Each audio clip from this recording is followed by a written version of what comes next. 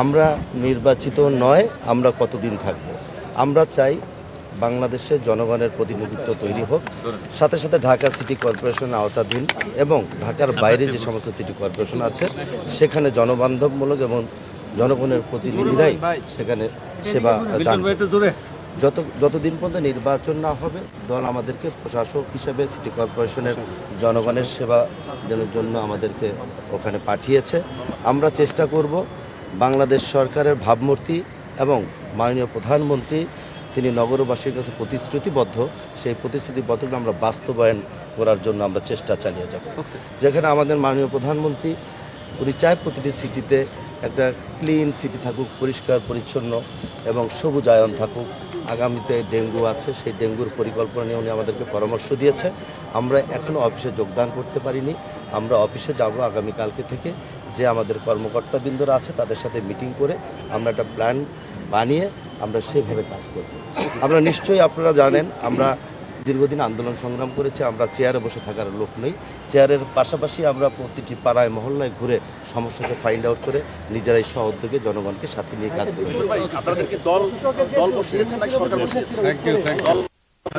সরকার বসিয়েছে, দল কোনো সুযোগ নেই। আমি একটা ছোট্ট করে বলি,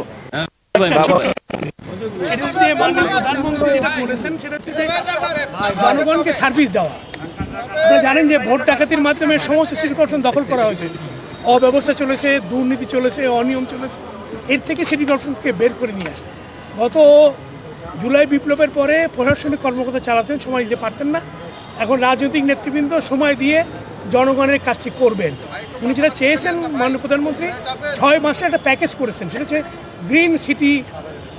ক্লিন সিটি করার কথা বলেছেন এবং মশক নিধনের কথা প্রথমে বলেছেন। 6 মাস পরেই এই বিষয়ে অগ্রগতি উনি জানাতে বলেছেন।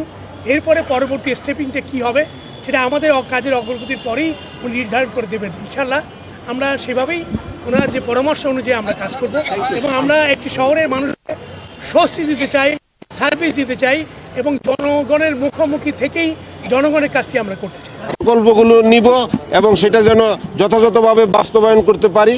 তার মধ্যে হলো আপনার মশা, যে মশা আপনার ডেঙ্গু, চিকুনগুনিয়া থেকে আমাদের যাতে সাধারণ মানুষ জনগণ মুক্তি পায় তার জন্য আমাদেরকে করণীয় যা পদক্ষেপ যে এক্সপার্ট আছে সেগুলো উনি আমাদেরকে বলেছেন, সেই সাপোর্ট সরকার আমাদেরকে দিবে। এবং বিশেষ করে আমার গাজীপুরে যে আপনার বজ্র ব্যবস্থাপনা, যে আপনার ইন্ডাস্ট্রিয়াল এলাকা, এখানে রোড গার্ডেন আপনার ময়লা আবর্জনা আছে এবং ইন্টারনেটের যে কেবল তার আপনার বিভিন্নভাবে ছড়ানো ছিটানো আছে, এগুলোতে একটা ক্লিন সিটি করে আগামী বর্ষার মধ্যে এটাকে গ্রিন সিটি করতে হবে। আমরা এই 6 মাসের নিয়ে কাজ করতে ওনার সাথে কথা দিয়ে আসছি। বর্জ্য ব্যবস্থা কিভাবে সমাধান করা যায় সেটার দেখা এবং আইন শৃঙ্খলা থেকে শুরু করে সকল বিষয়গুলি যাতে আমরা পরিকল্পিতভাবে আগামী দিনের আমরা এই নাগরিকদেরকে একটা দৃশ্যমান আমরা কিছু করেছি বা তাদের জন্য করছি সেই জিনিসটা যাতে দেখাতে পারি সেটার জন্য আমাদেরকে নির্দেশ দিয়েছে। আর একটা বিষয় হলো যে আপনারা জানেন যে ইতিপূর্বে যারা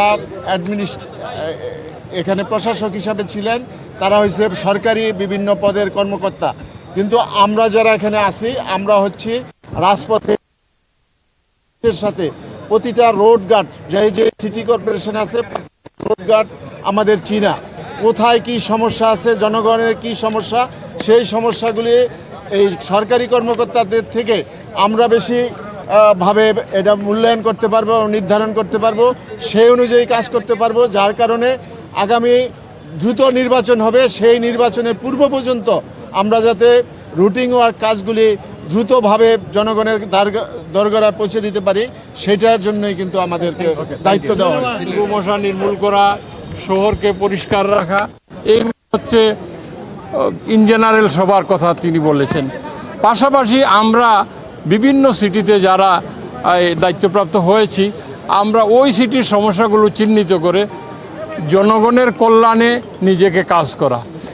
তিনি আরও বলেছেন আমাদেরকে আপনারা যে প্ল্যান করবেন সেই প্ল্যান মোতাবেক কাজ করবেন এবং আমাকে এই যে প্ল্যানিংটা আপনারা অচিরেই 1 সপ্তাহের মধ্যে উনাকে দিতে বলেছেন এবং তিনি নিজে মাননীয় প্রধানমন্ত্রী প্রত্যেকটা সিটি ভিজিট করবেন, করে আমরা যারা দায়িত্বপ্রাপ্ত হয়েছি আমরা যথাযথভাবে এই জনগণের কল্যাণে এই কাজগুলো করছি কিনা বা নগরবাসীর যে সমস্যার সমাধান করতে আমরা কাজ করছি কিনা এই বিষয়গুলো উনি নিজে স্বচক্ষে দেখবেন, এই জন্য সব জায়গা সফর করবেন।